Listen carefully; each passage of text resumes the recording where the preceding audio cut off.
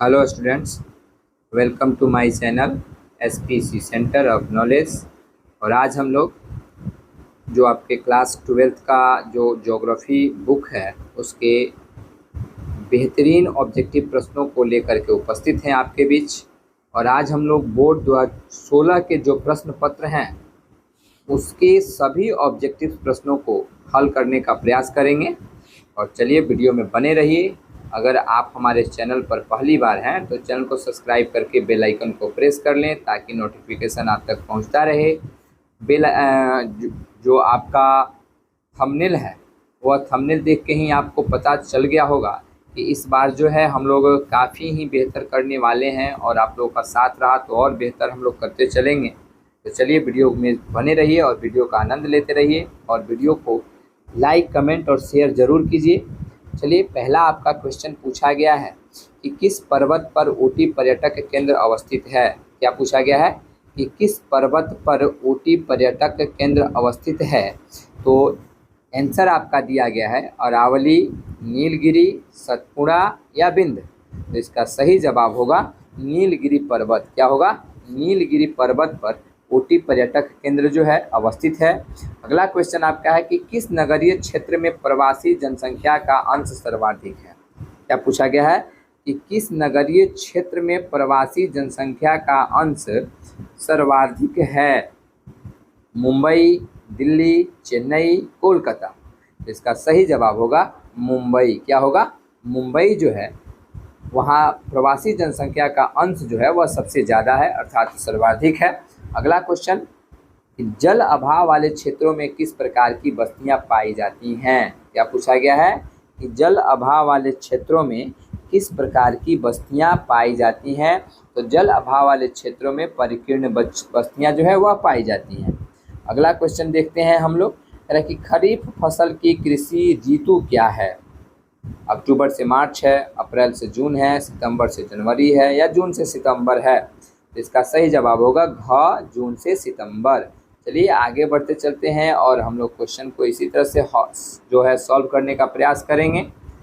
5 number question कह रहा है कि ब्राज़ील के कॉफ़ी बागान को क्या कहा जाता है। क्या पूछा गया है कि ब्राज़ील के कॉफ़ी बागान को क्या कहा जाता है। फेजेंडा कहा जाता है, एजेंडा कहा जाता है, मिल्पा कहा जाता है या फिर लदांग कहा जाता है। तो इसका सही जवाब होगा फेजेंडा। क्या होगा? फेजेंडा, अर्थात ब्राज़ील के कॉफ़ी बागान को फेजेंडा कहते हैं। 6 नंबर जो क्वेश्चन आपका है कि बिस्कुट उद्योग किस प्रकार के उद्योग से संबंधित है। क्या पूछा गया है कि बिस्कुट उद्योग किस प्रकार के उद्योग से संबंधित है। कुटीर उद्योग से है, उपभोक्ता उद्योग से है, बृहत उद्योग से है या फिर प्राथमिक उद्योग से है। तो इसका सही जवाब होगा उपभोक्ता उद्योग से संबंधित है। 7 नंबर क्वेश्चन कर रहा है कि बाह्य स्रोतीकरण सहायक है दक्षता सुधारने में, कीमतों को घटाने में या विकासशील देशों में रोजगार बढ़ाने। तो इसका सही जवाब होगा घ नंबर ऑप्शन, इनमें से सभी। 8 नंबर क्वेश्चन कर रहा है कि बालाघाट मैंगनीज क्षेत्र किस राज्य में स्थित है। क्या पूछा गया है कि बालाघाट मैंगनीज क्षेत्र किस राज्य में स्थित है। मध्य प्रदेश में है, छत्तीसगढ़ में है, उड़ीसा में है, झारखंड में है। इसका सही जवाब होगा मध्य प्रदेश में है। कहाँ है? मध्य प्रदेश में बालाघाट जो मैंगनीज क्षेत्र है वह अवस्थित है। अगला क्वेश्चन कि मणिपाल सॉफ्टवेयर तकनीकी पार्क जो है कहाँ है। क्या पूछा गया है कि मणिपाल तकनीकी सॉफ्टवेयर पार्क जो है कहाँ स्थित है। सिक्किम में है, कर्नाटक में है, आंध्र प्रदेश में है या तमिलनाडु में है। तो इसका सही जवाब होगा कर्नाटक में है। चलिए अगला क्वेश्चन जो है पूछा गया है कि नौ निश्चयवाद से संबंधित कौन है। क्या पूछा गया है कि नौ निश्चयवाद से संबंधित कौन है। ग्लास है, हम्बोल्ट हैं, रेड जेल है या टेलर है। तो इसका सही जवाब होगा ग्रिफिथ टेलर। आगे बढ़ते हैं। निम्नलिखित में से कौन एक महाद्वीप में जनसंख्या वृद्धि जो है वह सर्वाधिक है। देखिए, हम आपको ऐसे ही सभी प्रश्नों का जो है आंसर बताते चलते हैं और आप जो है लाइक, कमेंट और शेयर करते चलिए और वीडियो में बने रहिए।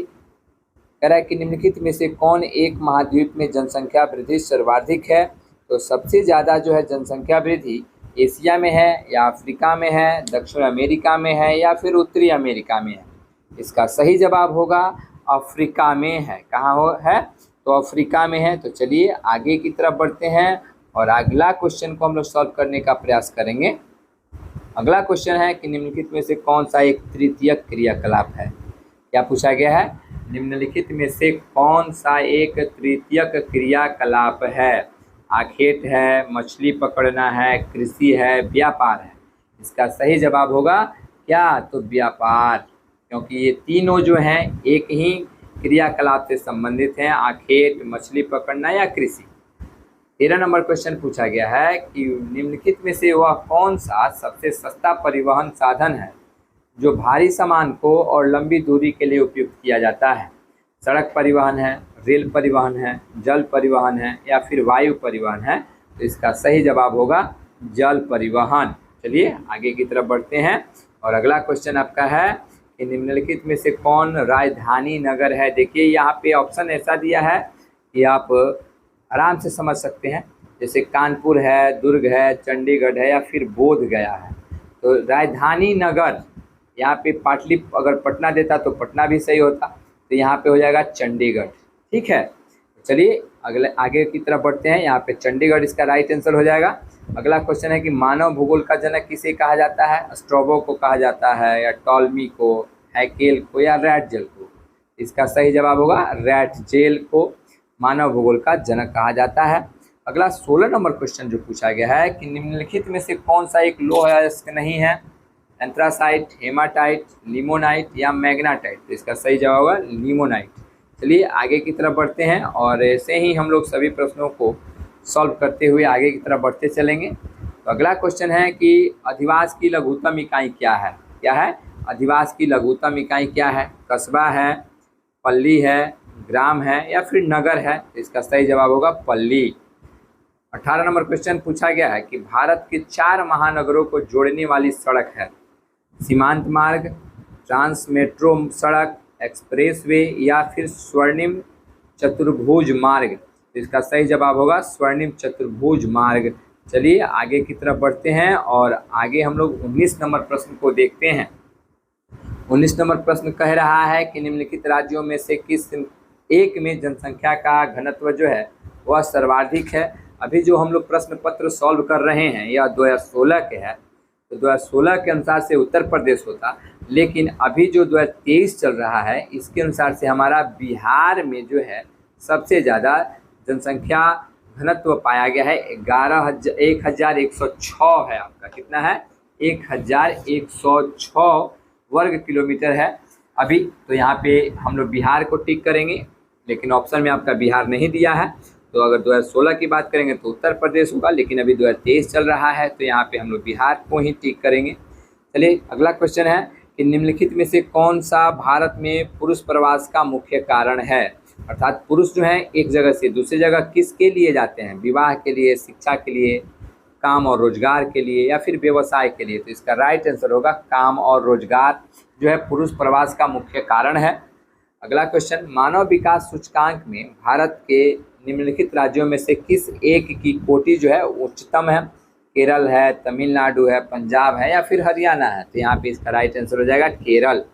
चलिए 22 नंबर प्रश्न को देखते हैं और 22 नंबर जो प्रश्न है पूछा गया है कि निम्नलिखित में से सर्वाधिक प्रदूषित नदी कौन सी है? क्या पूछा गया है कि सर्वाधिक प्रदूषित नदी कौन सी है? गोदावरी, ब्रह्मपुत्र, यमुना या सतलज? इसका सही आंसर हो जाएगा यमुना जो है सबसे प्रदूषित नदी के नाम से जानी जाती है। 23 नंबर क्वेश्चन है कि दो देशों के मध्य व्यापार कहलाता है? क्या पूछा गया है कि दो देशों के मध्य व्यापार कहलाता है? अंतर्देशीय, अंतर्राष्ट्रीय, स्थानीय या फिर बाह्य व्यापार? इसका सही जवाब हो जाएगा ख, अंतर्राष्ट्रीय व्यापार। चलिए आगे की तरफ बढ़ते हैं और अगला जो क्वेश्चन आपका है उसको देखते हैं। 24 नंबर क्वेश्चन से हम लोग देखेंगे। आपके इस PDF में मात्र 28 ही प्रश्न है, क्योंकि 2016 में 28 ही प्रश्न पूछे जाते थे। चलिए तो इसको हम लोग बढ़ते हैं आगे की तरफ। तो 24 नंबर प्रश्न जो है कह रहा है कि निम्न में से कौन सबसे महत्वपूर्ण जूट उत्पादक क्षेत्र है? तो जूट उत्पादक क्षेत्र कृष्णा डेल्टा में आता है या फिर गंगा डेल्टा, नर्मदा डेल्टा या कावेरी? तो इसका सही आंसर हो जाएगा गंगा डेल्टा। चलिए अगला प्रश्न, रबी की फसल पैदा होती है। देखिए बुआई की फसल नहीं पूछी गई है, बल्कि यहाँ पैदा यानी कब इसको काटा जाता है। तो रबी की फसल जो है वह शीत ऋतु में बोया जाता है और ग्रीष्म ऋतु के शुरुआती दौर में ही काटा जाता है। तो इसका राइट आंसर यहाँ पे हो जाएगा ग्रीष्म ऋतु। चलिए 26 नंबर प्रश्न पूछा गया है कि निम्नलिखित में से कौन एक ऊर्जा का गैर परंपरागत स्रोत है? तो वह है सौर ऊर्जा। क्या है? सौर ऊर्जा। 27 नंबर प्रश्न है कि कौन सा नगर नदी तट पर अवस्थित नहीं है? पटना जो है गंगा नदी के तट पर है, उसी तरह से आगरा है, भोपाल, कोलकाता है, और इसका जो राइट आंसर हो जाएगा वह है भोपाल। चलिए 28 और लास्ट आपका प्रश्न है कि निम्नलिखित में से कौन सा राज्य नरोरा नाभिकीय ऊर्जा संयंत्र से संबंधित है?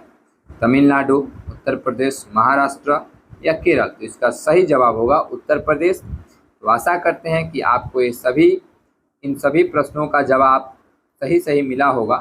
तो अगर आप हमारे चैनल पे प्रथम बार हैं तो चैनल को सब्सक्राइब करके बेल आइकन को प्रेस कर लें, वीडियो को अपने दोस्तों तक शेयर करें, लाइक का बटन और कमेंट जरूर करें। Thanks for watching my channel.